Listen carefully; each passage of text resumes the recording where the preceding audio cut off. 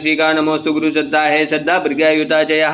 आज हम श्रीमद् भागवत गीता यथारूप के अध्याय 5 के श्लोक संख्या 29 का स्वाध्याय करेंगे। भोक्तारहं यज्ञ तपसाहं सर्वलोक महेश्वरम सुहदम सर्वभूतानां ज्ञात्वा महां शांतिं पृच्छति।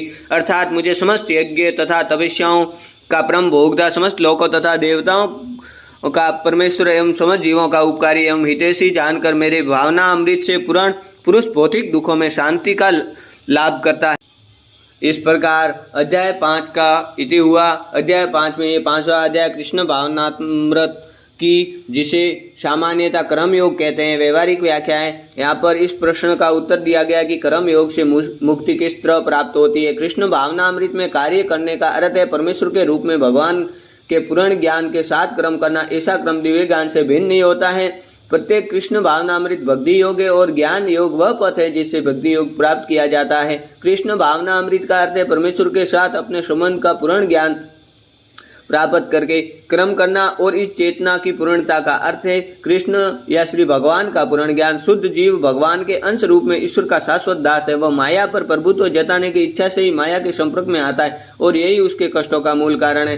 जब तक वह पदार्थ के संपर्क में रहता है उसे भौतिक आवश्यकताओं के लिए कर्म करना पड़ता है, किंतु कृष्ण भावनामृत उसे पदार्थ की प्रीति में स्थित होते हुए भी आध्यात्मिक जीवन में ले आता है, क्योंकि भौतिक जगत में भक्ति का अभ्यास करने पर जीव का दिव्य स्वरूप पुनः प्रकट होता है। जो मनुष्य जितना ही प्रगत है वह उतना ही पदार्थ के बंधन से मुक्त रहता है। भगवान किसी का पक्षपात नहीं करते हैं। ये तो कृष्ण भावनामृत के लिए व्यक्तिगत व्यवहारिक कृत्य पालन पर निर्भर करता है, जिससे मनुष्य इंद्रियों पर नियंत्रण प्राप्त करके इच्छा तथा क्रोध के प्रभाव को जीत लेता है, और जो कोई उपयुक्त कामेच्छाओं को वश में करके कृष्ण भावनामृत में दृढ़ रहता है वह ब्रह्म निर्वाण या दिव्य अवस्था को प्राप्त होता है।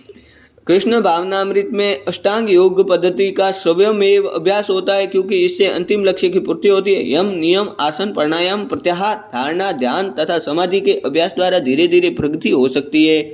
किंतु भक्ति योग में तो ये प्रस्तावना के स्वरूप है, क्योंकि केवल इसी से मनुष्य की पूर्ण शांति प्राप्त हो सकती है। यही जीवन की परम सिद्धि है। अतः इसी अध्याय 5 का यही सार था। इस प्रकार श्रीमद् भगवत गीता के 5वें अध्याय क्रम योग कृष्ण भावना भावित कर्म का भक्ति वेदांत तात्पर्य पूर्ण हुआ। जय बोलो श्रीमद् भागवतम की जय हो, जय बोलो श्री वेद भगवान की जय हो।